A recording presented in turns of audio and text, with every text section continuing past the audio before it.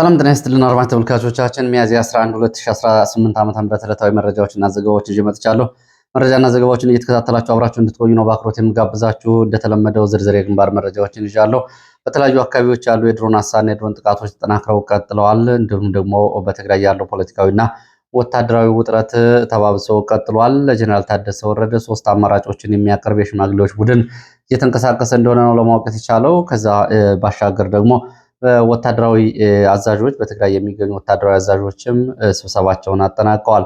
ማዕከላዊ ኮሚቴውን ስብሰባ ተከትሎ የተደረገው የወታደራዊ አዛዦች ስብሰባ ከዚህ ጋር በተያያዘ የተለያዩ ግዳጆች ተሰጥቶታል ተብሏል። እንዲሁም ደግሞ በዚሁ ቀጠና ደግሞ ወደ ኤርትራ ወታደራዊ ማሰልጠኛ የሚወሰዱ በርካታ የትግራይ ወጣቶችን በተመለከተም የወጡ መረጃዎች አሉ። እነዚህን ከትግራይ አካባቢ እንዲሁም ደግሞ በአማራ ክልል በራያ ቆቦ፣ በተለይ በምዕራብ ጎንደር የኢትዮጵያና ሱዳን ኮሪደር ቀጠናዎች ያለውን አጠቃላይ ሁኔታ በተመለከተ ተጨማሪ 24 ሰዓት ዝርዝር መረጃዎችን ወደ እናንተ አደርሳለሁ። እየተከታተላችሁ አብራችሁ እንድትቆዩ ነው በአክብሮት የምጋብዘው። በውጭ ሀገራት የሚገኙ የዲያስፖራ አባላትም በኢትዮጵያ ውስጥ በተለይ በአማራ ክልል የሚደረገውን የድሮን ጭፍጨፋ፣ የንጹሐን ሰቆቃ በተመለከተ ሰልፎችን ለማድረግ እንቅስቃሴ እያደረጉ መሆናቸውን የሚገልጹ መረጃዎች አሉ። ይህንን ጨምሮ የተለያዩ ዝርዝር መረጃዎችን በዚህ ሰዓት ወደ እናንተ አደርሳለሁ። እናንተም እየተከታተላችሁ አብራችሁ እንድትቆዩ ነው በአክብሮት የምጋብዛችሁ። በአዲስ አበባ እንደዚሁ መጠነ ሰፊ አፈሳና ኦፕሬሽን በሚል እንደዚሁ የግብረ ኃይል እንቅስቃሴ የተደረገ መሆኑን የሚገልጽ መረጃም አለ። እነዚህና ሌሎች መረጃዎችን ይዣለሁ። አብራችሁን ቆዩ። ሀሳብ አስተያየት ቢኖራችሁ ጥቆማ ዜና @gmail.com ታደርሱ ይችላላችሁ። በዚህ ሰዓት እንግዲህ ከያዝኳቸው መረጃዎች ባሻገር የተወሰኑ ደቂቃዎችን የምንቆይበት ምልከታ ላይ አንድ ጉዳይ አቀርባለሁ። እናንተም በዚህ ሀሳብ የራሳችሁን ሀሳብ እያስቀመጣችሁ አስተያየት መስጫ ላይ እየተከታተላችሁ አብራችሁ እንድትቆዩ ነው በአክብሮት የምጋብዛችሁ። የዛሬው ምልከታ ፕሮግራማችን አጭር ደቂቃዎችን ብቻ የሚያቆየን ነው። ከ2 እስከ 3 ደቂቃ። አብይ አህመድ ባለፈው በቴሌቪዥን ቀርቦ የተለየ የባቡር ግንባታ ሜጋ ፕሮጀክቶችን በተመለከተ አስተያየት መስጠቱ ይታወቃል። ዛሬ አብይ አህመድ ደግሞ ሃሮ ዳንዲ ሎጂ የሚባል ሎጂ እያስመረቀ መሆኑን በራሱ ገጽ አስታውቋል። እነዚህን በተመለከተ እንግዲህ አጭር ምልከታዎችና ንጽጽሮችን እናነሳለን። አብይ አህመድ በቴሌቪዥን ቀርቦ እንግዲህ በተለይ ከአዋሽ ሐራ ወልዲያ መቀሌ የተዘረጋውን የባቡር ሀዲድ አዋጭነት ጥናቱ ያልተሰራ አክሳሪ ፕሮጀክት ሲል ተናግሯል። ይህንን ፕሮጀክት እና ይህንን ንግግር በተመለከተ የተለያዩ አስተያየቶች እየተሰጡ ነው የሚገኙት። አንደኛው እንደተለመደው ሰሜን ኢትዮጵያ እንዳይለማ ካለው የሰውየው ፍላጎት አንጻርና ከአሁን በፊት እነ ሽመልስ አብዲሳ ወደ በርበራ ወደብ በመሄድ በበርበራ ወደብ በኩል ኦሮሚያ ተጠቃሚ የሚሆኑበትን ወደብ የሚለውን እንዲሁም ደግሞ በሰሜን ኢትዮጵያ ያለ ልማት የእኛን የኃይል ሚዛን ያዛባል በሚል ከሚያደርጉት ፖለቲካዊ እና የኢኮኖሚ አሻጥር ጋር በማስተሳሰር ብዙ ሰዎች አስተያየት ሰጡ ነበረ። ከዛ ባሻገር እንግዲህ እነዚህ ፖለቲካዊ ጉዳዮች አስተያየቶቹ ባሉበት ሆነው በአዋጭነት በኩል አብይ አህመድ ወደ ስልጣን ከመጣ በኋላ የዛሬን ጨምሮ ላለፉት 8 ዓመታት የሰራቸው ፕሮጀክቶች እና የህዝብ ጠቀሜታቸው በአዋጭነት ስሌት እስኪ እንመልከታቸው። እየተወሰኑትን አብይ አህመድ ወደ ስልጣን ከመጣ በኋላ ፕሮጀክት ሰርቷል። ህወሓት ማዕከላዊ መንግስቱን በተቆጣጠረበት ጊዜ ከሰራቸው የልማት ስራዎች መካከል የባቡር መንገዶች፣ ዩኒቨርሲቲዎች፣ የኮንዶሚኒየም ግንባታና በተለይ የአስፋልት ስራዎች በኮንስትራክሽን በኩል በአገሪቱ የታዩ አጠቃላይ ሁኔታዎች ይታወቃሉ። ህወሓት አገሪቱን በብሔር ከፋፍሎ ቢያራቁታትም በፊዚካል ግንባታዎች በኩል ግን በኮንስትራክሽን በኩል ግን ያው እንግዲህ በኢትዮጵያ ውስጥ ምስክር የሚሆኑ ስራዎች አሉ። እነዚህ በተለይ የህዝብን ጥያቄ ከመመለስ አንጻር የራሳቸው አስተዋጽኦ አላቸው። ዩኒቨርሲቲዎችን ተደራሽ በማድረግ እንዲሁም ደግሞ የኮንዶሚኒየም ግንባታዎችን በተለይ በማስፋፋት በኩል ምንም እንኳ እነ ጀዋርና እና አብይ አህመድ ከመጡ በኋላ አዲስ አበባ ውስጥ የድሬዳዋ ከተማን ተስተካካይ ቁጥር ያለው ኮንዶሚኒየም እና መኖሪያ ቤቶችን ነጥቀው ለራሳቸው ለአዲሱ የሸገር ከተማ ፕሮጀክት ቢያስረክቡም ይሄ ባለበት ሁኔታ አብይ አህመድ የሰራቸው ፕሮጀክቶች የትኞቹ ናቸው ለህዝብ ጠቀሜታ ያላቸው? አንደኛ በቢሊዮን ዶላር የሚቆጠር ገንዘብ እየወጣበት ያለው ቤተመንግስት፣ አዲሱ ቤተመንግስት የጫካ ፕሮጀክት የሚባለው ይሄ ፕሮጀክት ምን ያክል ህዝብ ይጠቅማል? ለማን ነው እየተሰራ ያለው? ከባቡር ሀዲዱ 4 እጥፍ ገንዘብ ወጪ እየተደረገበት ነው ያለው። እንግዲህ ባቡር ሀዲዱ ቢያንስ ትግራይን፣ ወሎን እንዲሁም ደግሞ መካከለኛው ኢትዮጵያን ከጅቡቲና ከምስራቅ ኢትዮጵያ ጋር የሚያገናኝ ነው። በዚህ አንጻር ብዙ ከተሞች እንዲሁም ደግሞ ብዙ ህዝብ ጋር በቀጥታ ትስስር ያለው ፕሮጀክት ነው። አብይ አህመድ እየገነባው ያለው የቤተመንግስት ምናልባት በአፍሪካ የመጀመሪያ ደረጃ የሚባለው ቤተመንግስት ለስንት ኢትዮጵያውያን ይጠቅማል? ለማን ነው ጠቅሞ የሚለውን እንየው። ከዛ ባሻገር የኮሪደር ልማቶች አዲስ አበባ አካባቢ የተሰሩት የኮሪደር ልማቶች ፊት ለፊት ከሚታዩት የብልጭልጭ ባሻገር በከተማዋ ላይ የኢኮኖሚና የፖለቲካ ዲሞግራፊ እንዲሁም ደግሞ ከተማዋ ወደ ጎን እንዳትንቀሳቀስ ታስራ ወይም ደግሞ አንገቷ ታንቆ የተያዘበትን የሸገር ፕሮጀክትን ለማስረሳት ጭምር ትልቅ ዋጋ የተከፈለበት የነ አዳነች የነ ሽመልስና የነ አብይ ፕሮጀክት ከመሆኑ ባሻገር ምን ያክል ህዝብ በዚህ የኮሪደር ልማት የስራ ዕድል አገኘ፣ ተጠቀመ፣ ተለወጠ የሚለው አብሮ የሚነሳ ነው። ሶስተኛው አብይ አህመድ ትኩረት ሰጥቶ ከሚሰራቸው ፕሮጀክቶች መካከል የሎጅ የሆቴል የሪዞርቶችን ጉዳይ እዚህ ላይ እናንሳ። ዛሬ የተመረቀውን የሃሮድ አንድ ሎጅን ጨምሮ በተለያዩ አካባቢዎች በቢሊዮን ዶላር የወጣባቸው ሎጂዎች ተመርቀዋል። እነዚህ ሎጂዎች በአዋጭነት ጥናት ሲታዩ ምን ያክል ህዝብ እየተጠቀመባቸው ነው? አሁን እንግዲህ ቱሪዝምን ያበረታታሉ ቢባልም እንኳ ቱሪዝም በአገሪቱ ውስጥ አሁን ካለው የእርስ በርስ ጦርነት አንጻር እንኳን ወደ እነዚህ ሎጂዎች ሂዶ የሚዝናና ቱሪስት አዲስ አበባ ውሎ ለማደር እንኳ ጫና ውስጥ ያለበት ነው የሀገሪቱ የሰላምና የሴኩሪቲ ሁኔታ። ይህንን ብዙ መሄድ አያስፈልግም። ባለፈው የአሜሪካ ኤምባሲ የአሜሪካ የውጭ ጉዳይ ሚኒስቴር ያወጣውን በኢትዮጵያ የጉዞ ምክርን ለዜጎቹ እሱን መመልከት ይቻላል። በየትኛውም ኢትዮጵያ አካባቢ መንቀሳቀስ እንደማይቻል ነው ያ ሪፖርት የሚያሳየው። ከዚህ አንጻር እነዚህ ሎጂዎች እና ሆቴሎች ምን ያክል ህዝብ ይጠቅማሉ? ምንድን ነው እያመጡ ያሉት ገቢ? አዋጭነታቸውና ትርፋማነታቸውስ ምንድን ነው የሚለው እንግዲህ በምልከታ ፕሮግራማችን አብረን ለንጽጽር የምናነሳው ነው። ከዛ ባሻገር ደግሞ አሁን የእንኳን ዜጎች ወደ ቅንጡ ሪዞርቶች ሄደው ለመዝናናትና ለቱሪዝም ኢኮኖሚ ተጨማሪ ገቢ ለማስገኘት ይቅርና በቤታቸው ውስጥ ነው እንኳ የሚበሉት ያጡበት ከቦታ ቦታ ለመንቀሳቀስ 100 ኪሎ ሜትር ለማይሞላ መንገድ 2000 ብር 3000 ብር እየተጠየቁ ባሉበት ሁኔታ የአብይ አህመድ ንጽጽር መነሻው ምንድን ነው? ከዚህ በላይ እንግዲህ ያው መሰረታዊ ሀሳቡን እናንተም ልትጨምሩበት ትችላላችሁ። ግን አብይ አህመድ የሰራቸው ፕሮጀክቶች ህዝባዊ ወይስ ደግሞ ሌሎቹ የሚለውን በዚህ ላይ አስተያየታችሁን ታስቀምጡ ትችላላችሁ። ይሄ እንግዲህ ከህሊና ፊት ለፊት ከሚታይ ንጽጽር እየቀረበ ነው እንጂ በርካታ ጉዳዮችን ማንሳት ይቻላል። በሆቴልና ቱሪዝም ላይ እንግዲህ ጠቅላይ ሚኒስትር አብይ አህመድ አሁን የፖለቲካ የኢኮኖሚ ወይም ደግሞ አጠቃላይ የሴኩሪቲ ኃላፊነት ያለበት ሳይሆን አንድ የቱሪዝም ወኪል በሚመስል መንገድ በእነዚህ በኩል የሚሰራቸው ስራዎች አሉ፣ ይታያሉ። ትክክል ነው። ግን አሁን ላለው ህዝብ አሁን ዛሬ ውሎ ለማድር ላለው ህዝብ የሚደርሱ ፕሮጀክቶች ወይም ደግሞ አሁን አዋጭ ናቸው ወይ እነዚህ ፕሮጀክቶች፣ ሌላ ሜጋ ፕሮጀክቶች አያስፈልጉም ወይ የሚለውን አብሮ ለማየት ነው። እንግዲህ አዋጭነት ሲባል ማለት ነው ቤተመንግስት 10 ቢሊዮን ዶላር አውጥቶ መገንባት ነው ለኢትዮጵያ ህዝብ የሚጠቅመው ወይስ ደግሞ ሰባራም ቢሆን የባቡር መስመር መዘርጋት ነው ለኢትዮጵያ ህዝብ የሚጠቅመው የሚለውን እናንተ ማስተያየት ስጡበት። ወደ ሌሎች መልእክቶቻችሁ ሄዳለሁ። ወደ መልእክቶቻችሁ ሲሄድ በአዲስ አበባ ከዩኒቨርሲቲ ከካፊ ወይም ደግሞ ከዩኒቨርሲቲው ውጭ ምግብ የሚመገቡና የኪስ ገንዘብ የሚሰጣቸው ተማሪዎች ክፍያ ከተቋረጠባቸው 3 ወራት አልፈውታል የሚል ቅሬታ እንደዚሁ ልካችኋል። ቅሬታውን ይሄው አድርሻለሁ። የሚመለከተው አካል መፍትሄ እንዲሰጥ ለተማሪዎቹ ይሄው ድምፅ ሁኛለሁ። ሌላው ኦህዴድ ተረኛ ብልጽግናዎች ቴዎድሮስ ካሳሁንን እንደ ጠላት እንዲታይ በየሰፈሩ የጀመሩት ቅስቀሳ በተመለከተም እንደዚሁ አስተያየት አድርሳችኋል። ይህንን ቅስቀሳ በተመለከተ የፖለቲካ ኪሳራቸውን ድብብቆሽ ውስጥ ለመግባት እውነትን የማይቀይር መፍጨርጨር እያደረጉ ነው። የኦሮሞ ህዝብ ኦህዴድ ብልጽግና መሸሸጊያው እንዳልሆነ በርካታ ማስረጃዎችና በርካታ እውነታዎች አሉ። የኦሮሞ ህዝብ በሁለት በደል እየተፈጸመበት ነው የሚል አስተያየትም አድርሳችሁኛል። አንደኛው በኦሮሞ ህዝብ እየተፈጸመ ያለው በደል በስሙ የተደራጀ ቡድን ከሌላው ኢትዮጵያዊ ይነጥለዋል፣ የኛ ጊዜ ነው በሚል በኦሮሞ ህዝብ ባለጊዜና ተጠቃሚ አድርጎ እንዲታይ የሚያደርግ ፕሮፓጋንዳ ይሰራበታል።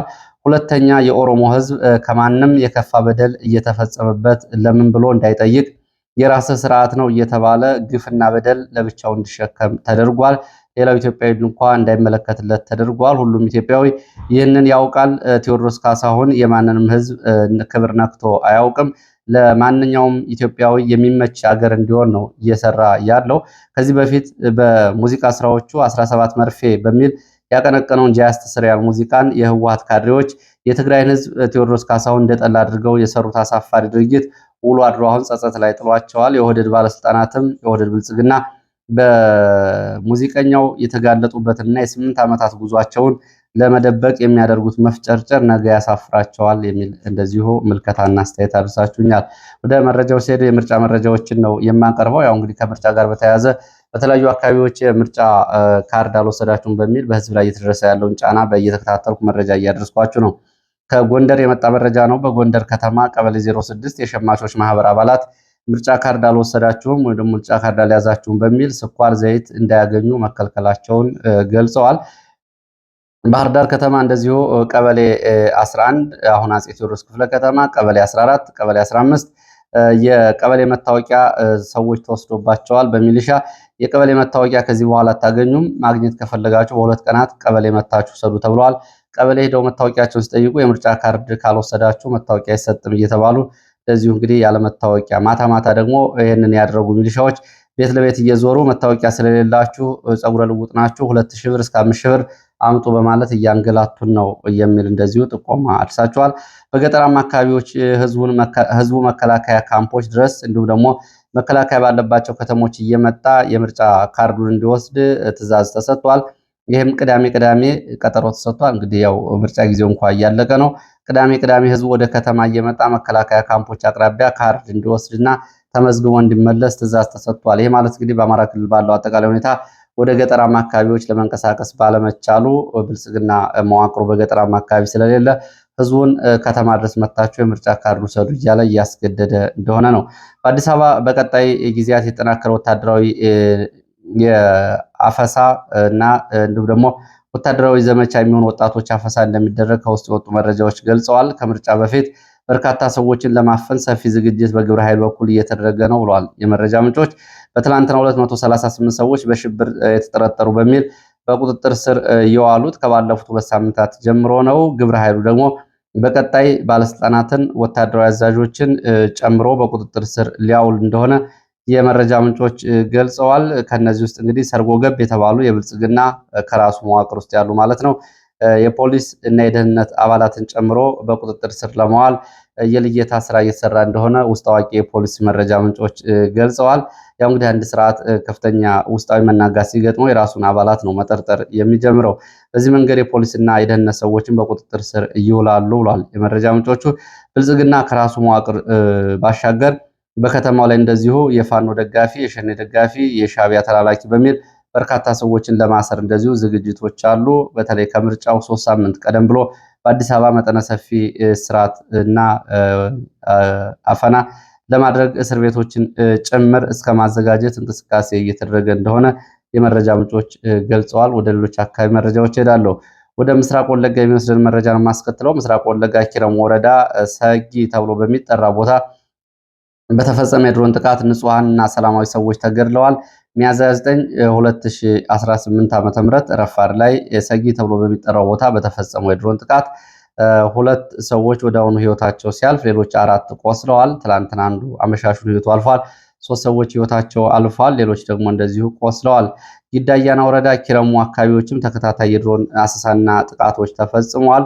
ከነዚህ መካከል በምስራቅ ወለጋ ጊዳያና ወረዳ ድሬ ተብሎ የሚጠራ ቀበሌም ትላንትና በተፈጸመ የድሮን ጥቃት ንጹሐን ተገድለዋል፣ ንብረት ወድሟል፣ 2 መኖሪያ ቤቶች ወድመዋል፣ እንዲሁም ደግሞ 3 ንጹሐን ተገድለዋል ተብሏል። በወለጋ እንግዲህ ባለፈው 3 ሳምንት በፊት በተከታታይ የተፈጸመ የድሮን ጥቃት ተከትሎ ቆም ብሎ የነበረው ውጊያ እንደገና መቀስቀሱን ተከትሎ ከሚያዝያ 9 ጀምሮ የተጠናከረ የአየርና የድሮን ጥቃት እየተፈጸመ እንደሆነ መረጃዎች ያሳያሉ። ወደ ሰሜን ወሎ ራያ ቆቦ የሚወስደን መረጃ ላስከትል። በሰሜን ወሎ ራያ ቆቦ በተከታታይ ቀናት በተደረገው ውጊያ ወደ አማያ ለመዝለቅ የከባድ መሳሪያ ሽፋን በማድረግ ከፍተኛ ዘመቻ ሲያደርግ የነበረው መከላከያ ወደኋላ እንዲመለስ ስለመደረጉ የፋኖ የመረጃ ምንጮች ገልጸዋል። ፋኖ በሰጠው ተከታታይ የአጸፋ ምላሽ በተለይ በራያ ቀጠና በመግቢያ መስመሮችን ለመያዝ በአየር በመካናይዝድ በእግረኛ ከተንቀሳቀሰው መከላከያ ጋር ፋኖን በሞርተርና በዲሽቃ የታገዘ ጥቃት በማድረግ ወደኋላ እንዲመለስ ስለማድረጉ ነው ከፋኖ አካባቢ የወጡ መረጃዎች የሚገልጹት። መከላከያ ይህንን ቀጠና በተለይ ወደ ትግራይ ያለውን አጠቃላይ ውጥረት ተከትሎ በራያ ቀጠና ቦታውና መግቢያና መውጫ መስመሮችን ለማስፋት አቅዶ የመከላከያ የከፈተው የእግረኛና የአየር ኃይል ዘመቻ በፋኖ በተጠናከረ የዲሽቃና የሞርተር አጸፋ መመከቱን የገለጹት የመረጃ ምንጮች በትግራይ ያለውን ውጥረት ተከትሎ መከላከያ የአለማጣ፣ ጮቢበር፣ አመያ፣ ሸወይ፣ ተኩለሽ፣ ግዳን፣ ሙጃ ወደ ጋሸና የሚያስወጣውን ደጋማውን መስመር እንዲሁም ደግሞ ራያ ቆቦ፣ ዋጃ፣ አለማጣ ዋናውን የወልዳያን መስመር 2ቱን መስመሮች መልሶ ለመያዝና ለማጠናከር ነው ይህንን ዘመቻ እያደረገ ያለው። ዘመቻው 5ኛ ቀኑን ይዟል። በትግራይ ያለውን ውጥረት ተከትሎ ነው ይህ ዘመቻ እየሆነ ያለው። በዋናነት ከግዳን ተኩለሽ መስመርን ለመያዝ ለ5 ተከታታይ ቀናት የተደረገው ዘመቻ አልተሳካም ያሉት የመረጃ ምንጮች ከፍተኛ ቁጥር ያለው እግረኛና መካናይዝድ የአየር ኃይል ጥቃት ተፈጽሟል። በ5 ቀናት ውጊያ ግን የተለወጠ ነገር የለም። በዚህ ቀጠና ጮቢበር ወደ አዲስ ቅኝ፣ ጃሮታ፣ አመያ ዛሬ ውጥረቶች አሉ። መንገድ ትላንትና ተዘግቶ የነበረው ከራያ አለማጣ ወደ ራያ ቆቦ ዛሬ መንገድ ክፍት ስለመሆኑ ነው መረጃዎች እየገለጹት።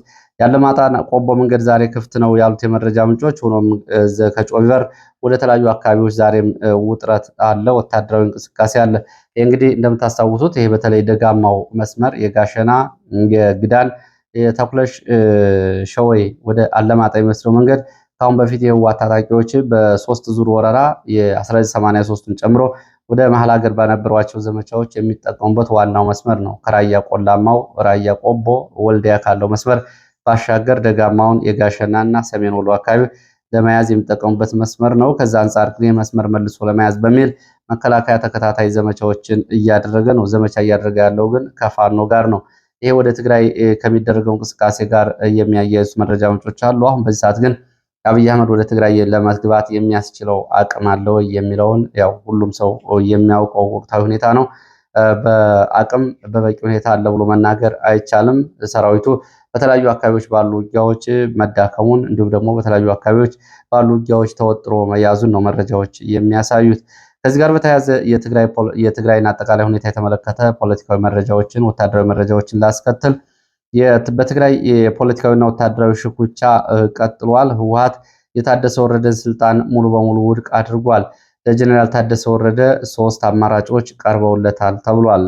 ጀነራል ታደሰ ወረደ አንደኛው ከህወሓት ጋር ሆኖ እንደወትሮው ትግሉን እንዲቀጥልና የትግራይን መከፋፈል የመበታተን አደጋ ለመቀነስ የራሱን ሚና እንዲወጣና ከህወሓት ጋር ሆኖ ትግሉን እንዲቀጥል ህወሓት የሚለውን እየሰማ፣ ሁለተኛ ስልጣኑን አስረክቦ ከህወሓት ጋር መቀላቀል አልፈልግም ካለ መቀሌ ውስጥ በሰላም መኖር የእሱና የቤተሰቦቹን ሀብትና ንብረቱን ዋስትናውን አግኝቶ መቀሌ ከተማ ውስጥ በሰላም መኖር፣ ሶስተኛ ሁለቱንም አማራጮች ካልተቀበለ በወታደራዊ እርምጃ ስልጣኑን እንዲያስረክብ ይደረጋል ተብሏል። ለዚህም የጊዜ ገደብ እንደተቀመጠለት ነው መረጃ ምንጮቹ የሚገልጹት። በጊዜ ገደቡ መሰረት ከሚቀጥለው ሮብ በ5 ተከታታይ ቀናት ውስጥ ስልጣኑን በሰላም እንዲያስከብር ትዕዛዝ ተሰጥቶታል። ይህንን ተከትሎ በትግራይ ለሚገኙ የታጣቂዎች የጸጥታና ወቅታዊ ሁኔታ ኦሪንቴሽን እንዲሰጥም በወታደራዊ አዛዦች በኩል ትዕዛዝ ተሰጥቷል። በተለይ መቀሌ ዙሪያ የሚገኙት የአርሚ 50 እና አርሚ 22 ወቅታዊ ኦሪንቴሽን እንዲሰጣቸው ትዕዛዝ ተሰጥቷል። ታደሰ ወረደ በመግለጫው ስልጣን አልለቅም፣ ትግራይንም አልለቅም ቢልም በውስጥ ግን ለቆ ለመውጣት ጫፍ ላይ መድረሱን የሚያሳዩ መረጃዎች ናቸው ያሉት። በትላንትናው ዕለት አዲስ አበባ ደውሎ የመውጫ አውሮፕላን ይሰጠኝ ብሎ መጠየቁንና በነ ዶክተር አብርሃም በላይ በኩል ተረጋጋ፣ ከሱ ተቀመጥ የሚል ምላሽ የተሰጠው የወጡ መረጃዎች ያሳያሉ። በተመሳሳይ ሀራ መሬት ያለው ወታደራዊ የህወሓት ክፋይ ወታደራዊ ኃይል በአካባቢያዊና በአውራጃ ሽኩቻ ውስጥ ገብቷል የሚሉ መረጃዎችም ወጥተዋል። የራያ የበላይነት እና የተንቤን የበላይነት በሚል በሀራ መሬት የሚገኙ ወታደራዊ አዛዦች አካባቢያዊ ሽኩቻ ውስጥ ገብተዋል ነው የተባለው። በዚህም የማያባራ ክፍል ውስጥ ገብተዋል። የራያ ተወላጆች ቀድሞ በአካባቢው በተለይ የማይጨውና አካባቢው ፖለቲካዊ ጌታቸው ረዳን ጨምሮ ይህን ቡድን የሚደግፉ በወታደሩም በኩል እነ ወዲ ራያ እነ ወዲ በረሃ ይህንን ቢያደርጉም አሁን ግን የተንቤን ተወላጆች እንደገና የበላይነት ለመያዝ የሚያደርጉት መፍጨርጨር ክፍፍል ውስጥ ከቶታል ቡድኑ የተባለው። ያው እንግዲህ አንዴ ቡድን መከፋፈል ከጀመረ መቆሚያ የለውም። እዚህ ድረስ ደርሷል።